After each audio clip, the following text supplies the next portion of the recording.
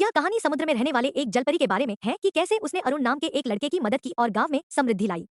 तो दोस्तों, अगर आपको कहानी पसंद आए तो कृपया लाइक और सब्सक्राइब करें। धन्यवाद। कृपया पूरा वीडियो देखें। एक समय की बात है, समुद्र के किनारे एक छोटा सा गांव था। उस गांव में अरुण नामक युवक मछुआरे का काम करता था। अरुण प्रतिदिन समुद्र में मछलियां पकड़ने जाता था और अपनी मां के लिए भोजन बनाता था। एक दिन वह नाव से गहरे समुद्र में पहुंचा और उसने देखा कि पानी के नीचे से एक सुनहरी चमक आ रही है। अरुण ने ध्यान से देखा तो उसे एक सुंदर जलपरी दिखाई दी, जिसकी पूंछ सोने की तरह चमक रही थी।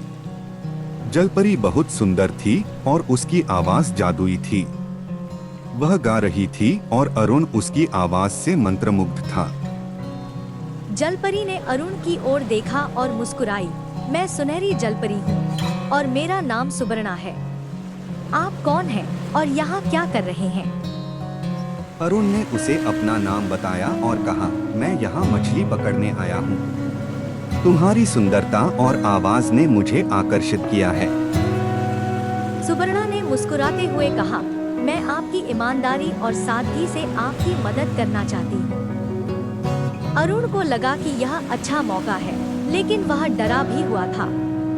उसने कहा, तुम मेरी कैसे मदद करोगे? सुवर्णा ने कहा, तुम्हारे गांव में जो भी समस्या हो मुझे बताओ। मैं अपनी जादुई शक्तियों से उसका समाधान कर दूंगी। अरुण ने उन्हें अपने गांव की समस्याओं के बारे में बताया। वहां पानी की कमी थी, खेती नहीं थी और लोग बहुत गरीब थे। सुवर्णा अपनी जादुई शक्तियों का उपयोग करके गांव में पानी की एक नदी बहा देती है। उन्होंने फसलों को हरा भरा कर दिया और गांव में समृद्धि ला दी। यह चमत्कार देखकर गांव वाले आश्चर्यचकित रह गए और अरुण की प्रशंसा करने लगे।